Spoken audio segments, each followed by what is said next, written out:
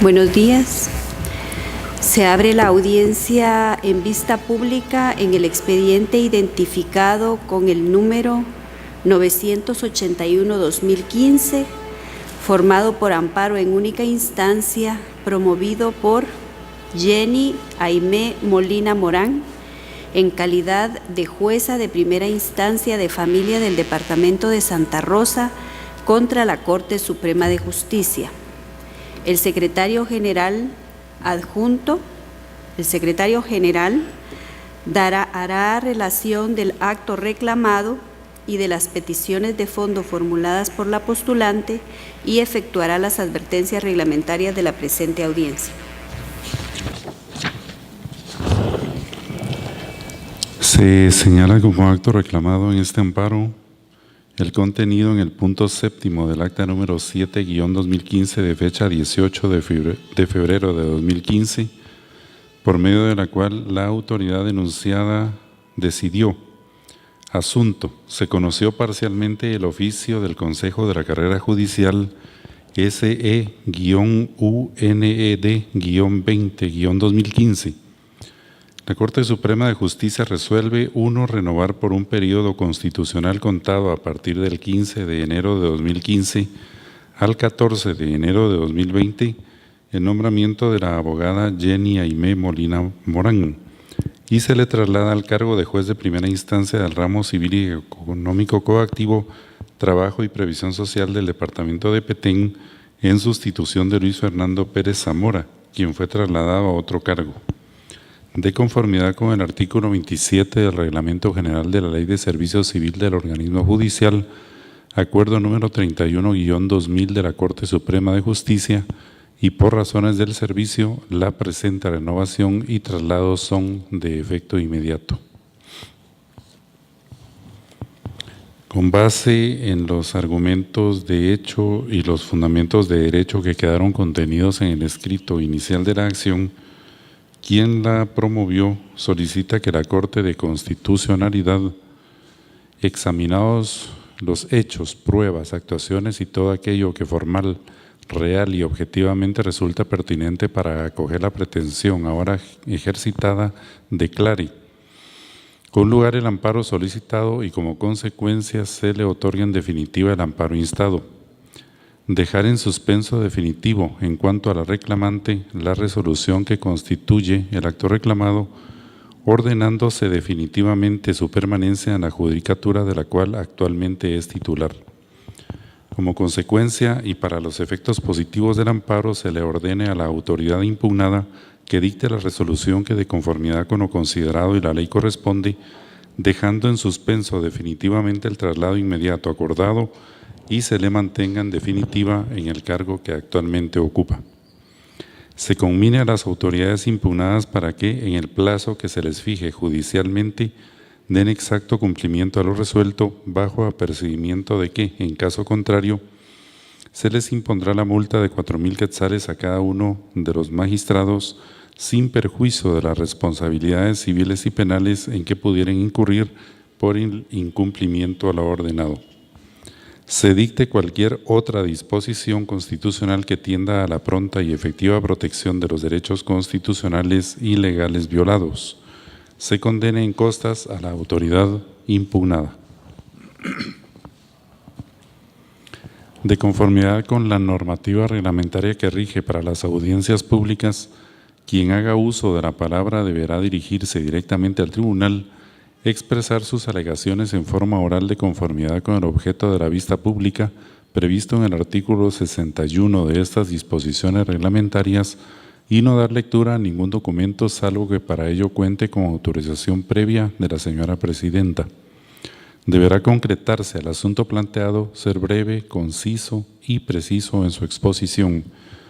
Para la exposición de alegaciones, la parte interviniente cuenta con un tiempo máximo de 15 minutos. Es todo, señora presidenta.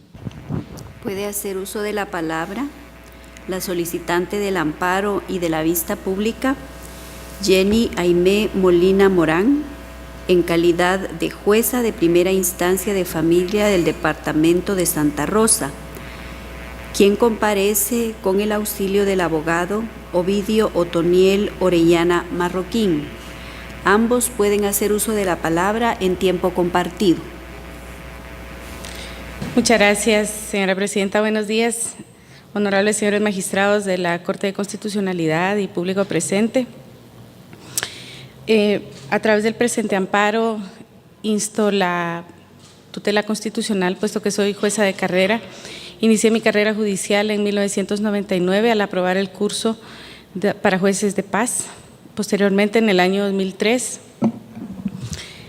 ascendí a juez de primera instancia al haber ganado el curso para jueces de primera instancia, y ambos cursos los aprobé con las notas más altas en desempeño académico. Desde hace más de 10 años soy juez docente de la Escuela de Estudios Judiciales. Tengo un expediente intachable, limpio, jamás he sido sancionada disciplinariamente. Han sido 16 años de servir a mi país en forma eficiente, humana y absolutamente honesta. He labrado esta carrera judicial buscando en todo momento obtener las mejores calificaciones en la evaluación del desempeño, lo cual sucedió en la última evaluación, en la que obtuve un resultado sobresaliente. La misma autoridad impugnada, en los memoriales que constan dentro del expediente, manifiesta literalmente que soy una excelente juez. Paradójicamente, y no obstante todo ello, esta carrera judicial está a punto de finalizar, puesto que la autoridad impugnada, a través de los actos reclamados, ha dispuesto mi traslado, que entraña realmente un despido indirecto, pues se me traslada a una judicatura que está a más de 500 kilómetros de mi familia, y es un traslado que realmente se ha hecho en exceso del ejercicio del ius variandi de la Corte Suprema de Justicia, puesto que varía sustancialmente las condiciones laborales actuales. Además de ello, transgrede el dicho acto reclamado la independencia judicial, la inamovilidad de los jueces y también la carrera judicial. Además, jamás fue tomado en cuenta el Consejo de la Carrera Judicial como ente rector para los procedimientos de traslado. La autoridad impugnada también pretende hacer creer a los señores magistrados que a través de 2 notas del 10 de marzo del presente año yo acepté ese traslado. Y esto lo deduce de que literalmente lo indican en sus escritos, que no manifesté mi desacuerdo con los traslados, con ese traslado. Más bien fue al contrario, yo manifesté que me era material y humanamente imposible poder acatar la orden tal cual se me daba, que era de cumplimiento inmediato. Además, en estas notas son el producto del temor fundado de mi persona de sufrir más represalias, porque ya estaba siendo sometida a actos que constituían incluso acoso laboral, en virtud del ejercicio de mi derecho de opinión y de libre emisión del pensamiento, al apoyar un movimiento de jueces que pretendía defender la independencia judicial y la carrera judicial. Estas notas fueron producto del temor porque me encontré al retomar mis labores el 10 de marzo de frente con una resolución de cumplimiento inmediato, y tenía el dilema de cumplirla aún en contra de mi voluntad o de desobedecerla, porque era una resolución a mi juicio arbitraria e injusta, pero vigente, porque aún no nos había sido otorgado el amparo provisional. Yo no quiero ni imaginar las consecuencias que el día de hoy estuviera sufriendo si hubiera desobedecido esa orden, y la supervisión de tribunales creo que sería el menor de mis problemas en este momento, en vista de las circunstancias que rodearon la orden de traslado. El agravio existe, subsiste, es una amenaza que se cierne, una amenaza a mi independencia judicial, una amenaza a mi carrera judicial, y es por eso que insto la tutela constitucional de la máxima corte y solo desaparecerá esa amenaza al declarar con lugar la Honorable Corte el amparo solicitado. Muchas gracias.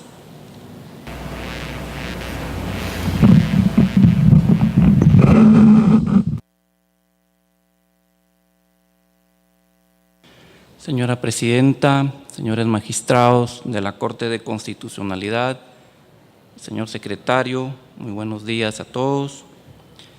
Con el debido respeto me dirijo a ustedes con el objeto de evacuar en forma oral la vista pública en el amparo que mi patrocinada ha instado contra la Corte Suprema de Justicia por virtud del traslado de que mi patrocinada fue objeto de decisión por parte de la autoridad impugnada al trasladarla de su lugar de trabajo hacia el departamento del Petén.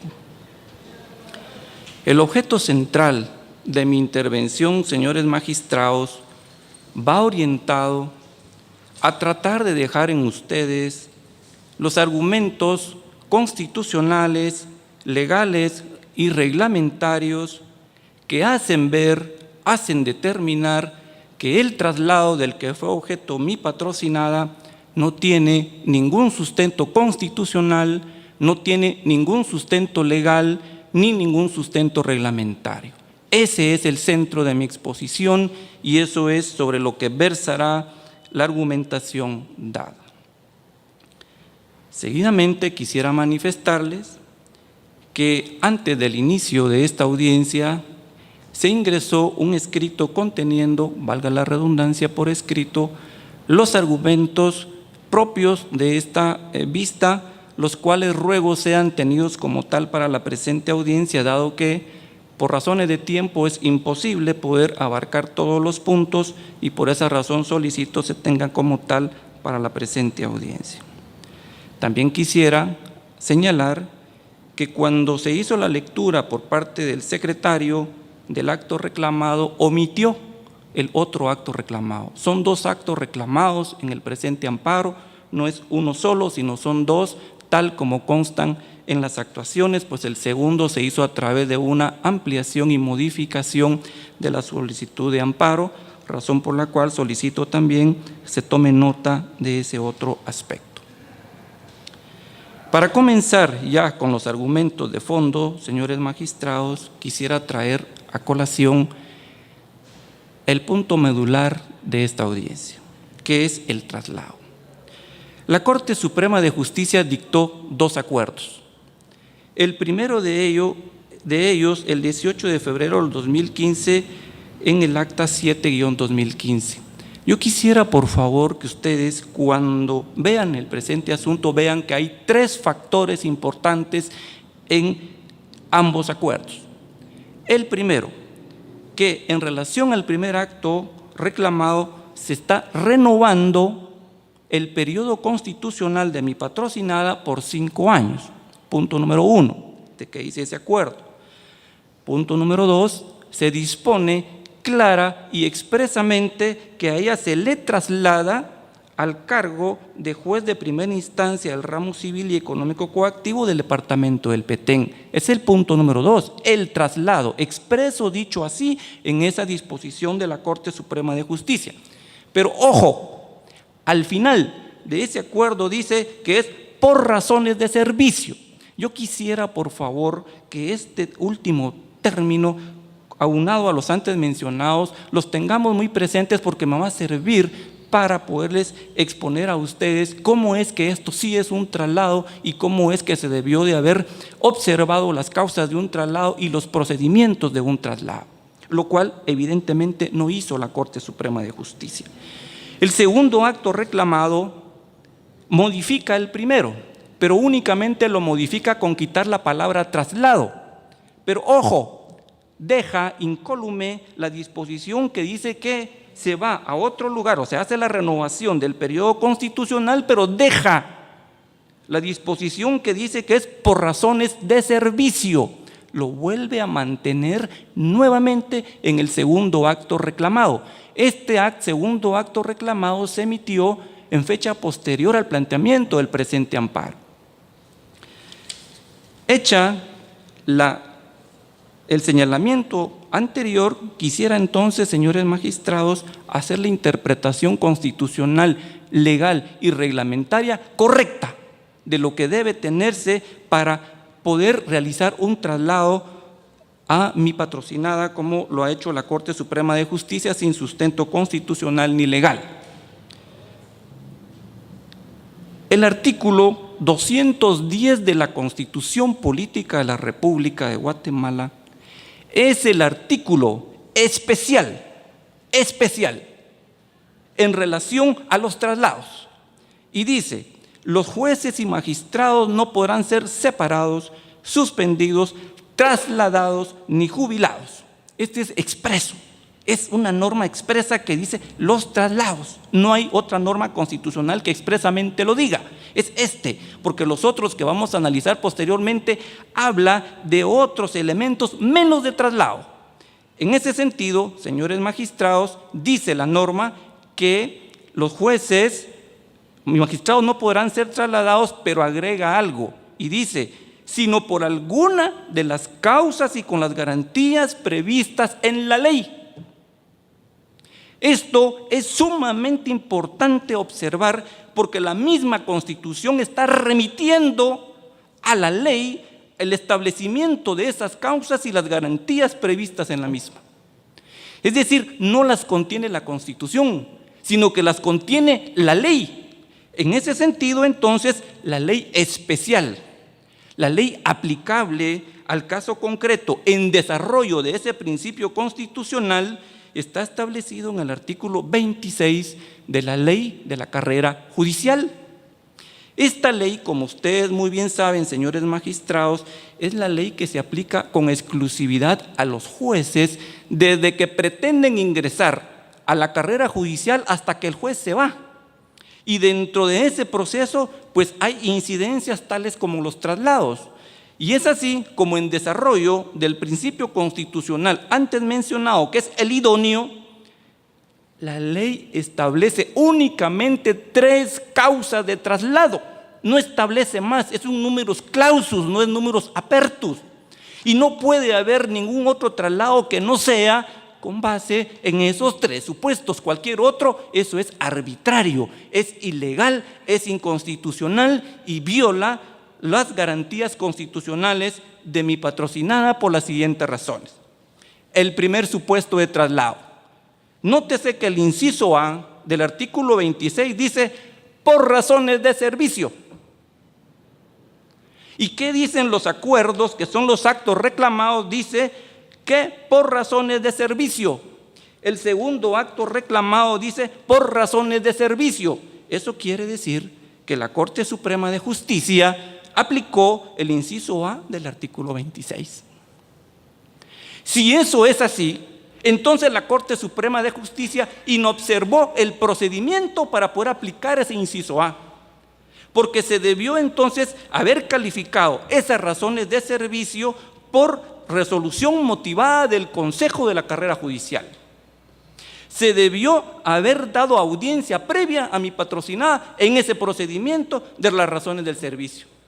Y se le debió haber compensado económicamente los gastos de traslado. Y nada de eso hizo la Corte Suprema de Justicia. No existe ese procedimiento previo, no existe esa resolución motivada y no existe la compensación. Eso lo van a poder ver ustedes en el propio expediente. Punto número 2, dice: por solicitarlo así el interesado, así el traslado. Pero ese no es el caso concreto, porque la Corte Suprema de Justicia está diciendo que es por razones del servicio. Entonces no le aplica a mi patrocinada. Y el último motivo es en los casos de preferencia, que se refiere al literal C del artículo 24 de esta ley, que se refiere a la preferencia para las vacantes de los jueces suplentes, que tampoco es aplicable a mi patrocinada. Esos son los únicos supuestos para un traslado, no hay más.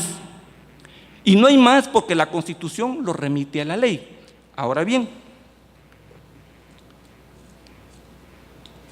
la autoridad impugnada ha tenido una errónea interpretación del artículo 208 y 209 de la Constitución, que es con la que pretende hacer creer a esta Corte que ellos están constitucionalmente facultados para el traslado de mi patrocinada, lo cual no es cierto y lo explico de la siguiente forma. El artículo 208 de la Constitución habla de dos situaciones importantes. El primero es el periodo de funciones de los magistrados y jueces, y dice que son 5 años. Ese tema no es objeto de esta audiencia. La Corte Suprema de Justicia se fundamenta en el último párrafo de ese mismo artículo, que dice: durante ese periodo no podrán ser removidos ni suspendidos, sino en los casos y con las formalidades que disponga la ley. O sea, los jueces no pueden ser, en ese periodo, es decir, del periodo constitucional, ser removidos y suspendidos. Ese es el fundamento que ellos quieren tener y dicen: no, señora Corte, nosotros no estamos trasladando a la señora juez, nosotros le estamos renovando el periodo constitucional, y como se lo estamos renovando, no lo estamos haciendo dentro de su periodo. Ese es el argumento que no tiene ninguna consistencia constitucional con esta norma por lo siguiente. Punto fundamental, como le dije al inicio, ¿cuál es la norma especialísima? Lo leí, es el 211. El 208 no habla de traslados. El 208 habla de remoción y suspensión, pero no habla de traslados. ¿Por qué no habla de traslados? Porque eso lo hace el artículo 211. Entonces no puede aplicarse el artículo 208 a mi patrocinada, porque aquí habla de remoción y suspensión. Dice: durante ese periodo no podrán ser removidos ni suspendidos, pero yo no entiendo que el traslado sea una remoción o sea una suspensión. Es un concepto totalmente diferente. Entonces no es aplicable a mi patrocinada esta disposición constitucional que erróneamente la Corte Suprema de Justicia ha pretendido introducir en esta Corte como un argumento para venir a decir: no, no la estoy trasladando porque no lo estoy haciendo dentro de su periodo. Sí, pero esta norma no se refiere a traslados. Punto número 2 de esta misma norma. Si quisiéramos hacer una interpretación extensiva, una interpretación negativa, una interpretación arbitraria de esta norma, entonces interpretemos la norma, que por supuesto no es aplicable, porque dice: durante ese periodo. Si ustedes revisan las actuaciones constitucionales que obran en esta Corte, ustedes van a poder apreciar que cuando a mi patrocinada se le renova su periodo, se le traslada, lo hicieron después de haber iniciado ella su periodo constitucional. Ya había empezado su nuevo periodo constitucional. Los actos reclamados tienen fecha posterior al inicio del periodo constitucional. Entonces no pueden venir a decir que no lo están haciendo dentro del periodo constitucional. Pero este argumento lo hago solo como una referencia, porque no es aplicable, porque no estamos hablando de traslados. El otro artículo con el que se basa la Corte Suprema de Justicia para pretender justificar su traslado es el del 209 de la Constitución Política de la República de Guatemala, que dice... Llamo su atención, su tiempo ha concluido. La presidencia le da 2 minutos más para hacer sus conclusiones, por favor. Muchas gracias, señora presidenta. En atención a lo indicado por usted en relación al artículo 209, muy puntualmente, solo porque quiero agotar el último artículo constitucional que es ese, señora presidenta, es que está el tema del nombramiento que no está siendo objeto de discusión, y en el párrafo siguiente dice: se establece la carrera judicial, los ingresos, promociones y ascensos se harán mediante oposición. Aquí no vemos traslados, señores magistrados. Aquí estamos habiendo ingresos, promociones y ascensos. Y si dentro de las promociones consideran ustedes que están los traslados, entonces debe ser mediante oposición, lo cual tampoco ocurre en el presente caso. En ese orden de ideas y atendiendo ya a lo indicado por usted, señora presidenta, con el debido respeto, solicito también que se tome nota que existe el acuerdo número 1/2005 del Consejo de la Carrera Judicial, en el que establece 3 formas en las que se pueden producir un traslado: por oposición, por riesgo del juez y por necesidad del servicio. Supuestamente el caso concreto es por necesidad del servicio, y si es por necesidad del servicio, entonces se les debió de haber dado audiencia a mi patrocinada para esos efectos. Y en relación a las demás normas que invoca la autoridad impugnada, como son la Ley de Organismo Judicial y la Ley de Servicio Civil del Organismo Judicial, estas disposiciones, señores magistrados, tampoco le dan el sustento legal a la autoridad impugnada para poder realizar un traslado, toda vez que las disposiciones especiales antes mencionadas son las que lo fundamentan. En función de ello, pues se estima que los actos reclamados le causan agravio personal y directo a mi patrocinada, porque la Corte Suprema de Justicia en sus decisiones no observó las causas para un traslado y tampoco los procedimientos respectivos. En función de ello, con el debido respeto, solicito que al resolver se declare con lugar el presente amparo y se hagan las consiguientes declaraciones de rigor, tal como fuera oportunamente solicitado. Únicamente, muchas gracias. Se clausura la presente audiencia.